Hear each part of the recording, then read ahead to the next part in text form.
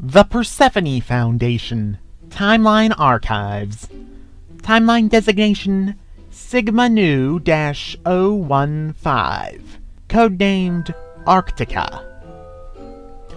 From his frozen throne of shattered swords and bones, the Frost Lich watches his icy empire. He doesn't really have the power over life and death. If he did, his ancestor would still be on the throne. But the religion of Arctica confers upon the current warlord of the North the role of speaker for the death god. He is not truly omniscient, although Arctica's series of television cameras and microphones permeates every public, and increasingly private, space in the Empire. It is true that the Frost Lich has a list of enemies of the state and loyal followers, and that the former are left to labor in the most frozen of prison camps, and the latter are rewarded with gifts. But the Frost Lich does not do this himself. An entire apparatus of the state exists just for this purpose. Though the Frost Lich has grown fat from years of feasts since his ascension, and though the blood of the slain on his royal garb has become closer to brown than red, he is still a large, muscular man by Homo sapiens standards. He, like all of the original Arcticans, are an offshoot of humanity which left Africa long before the rest of mankind's ancestors did. They are larger folk, and almost totally carnivorous. But they are just as smart as their southern brethren. For countless millennia, they have terrorized the peoples of the south, both in Eurasia and nearer Atlantis. Although their raids were originally for food and women, as the north warmed and farming became possible, the Arcticans realized the potential of slavery. This tradition continues to this day, but instead of toiling in the farms, most slaves now work in the factories, which give Arctica's war machine an edge over its numerically superior rivals. Its rivals are not much better, politically, than the Arcticans, but owing to their geographic position are much more prosperous. The Holy Roman Empire, a Catholic absolute monarchy, dominates Europe since the end of the Great War. Facing nationalist and religious unrest in its newly conquered territories, the Imperials have resorted to labor camps deep within the Siberian tundra, a model based on their Arctican rivals. In the east, the Zongao stand as a nation with over 2 billion people serving the Dragon Emperor in Chang'an. The Tai to the south remain a loyal ally, as their expansion was aided by Zongao, although there are fears that the Tai may attempt to align with Arctica in order to further increase its power. In early colonial power, Zongao has reaped the bounties of the Far Orient. But Arctican raids have ensured that the natives were better equipped to deal with old-world disease and technology. The Sai-Hu remain a testament to Zongao's colonial past, a powerful empire mixing Sinic and native culture into a strange, polytheocratic mess. Arctica's allies are mostly ones of convenience, as nobody is truly comfortable with the Arcticans, but Tlax Collins, who only gave up human sacrifice in the 19th century, dislike the industrial slavery of the Arctican allies. The Pala Empire seeks to unite the Indian subcontinent under its rule, and needs Arctican power as a counterweight to a Zongao that would never allow itself to be surrounded by great powers on the north and south. Standing apart from the mess is Vinland, made up of Norse settlers who fled Arctican raids and their skrailing wives.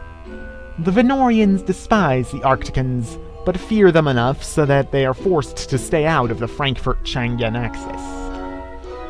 They do keep in mind to bow to the north in such a way that it does not look like mooning the south. And they do have plans to go to war against Arctica, should Arctica make overly aggressive moves against them. The post-Great War world is kept from collapsing into war with the development of nuclear weapons. with both the Imperials and Zongao alike able to strike at the North Pole with ease using their bombers and missiles. And vice versa, the great powers know that another world war will end with global destruction. And although the Frost Lich seeks to turn all those who stand against him into ash, the already cold Arctican lands cannot afford a nuclear winter. And so history continues, always at the precipice of oblivion. Points of interest. The kingdom of Nyadin is only aligned with the Arcticans to stop the slaver raids. Sometimes this isn't even enough. A majority Goryeo polity, and a unique linguistic enclave in Nearer Atlantis. The kingdom of Rylio Dao is the greatest of the former Zongao colonies in Nearer Atlantis, and maintains close ties with the mother country even after independence. The Sioux had a massive empire built on horseback that nearly took up almost all of Nearer Atlantis. It collapsed with colonization from east and west. New Alais was a French colony, then granted independence after the last of the Franco-Imperial Wars.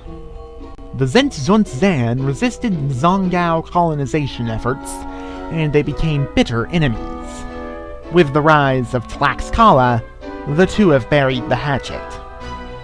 The Republic of New Hamburg is an HRE-supported theocracy in a constant standoff with the Empire of New Hamburg, whose royal family decided to sign a pact with the Frost Lich.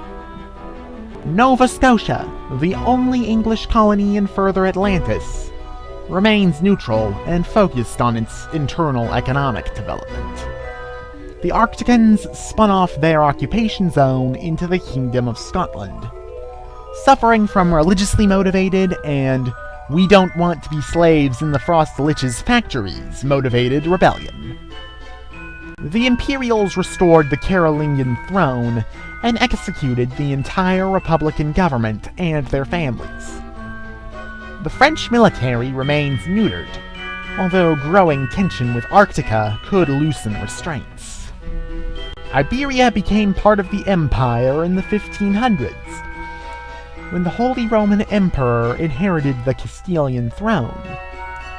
They fought a decades-long war against the pretenders to keep Iberia under imperial control.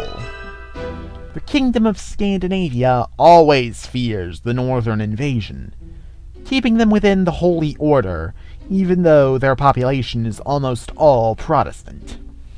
The Tsardom of Muscovy remains unstable after the Imperials placed a Catholic on the throne. However, the Arctican threat keeps everyone afraid of hanging separately if they don't hang together.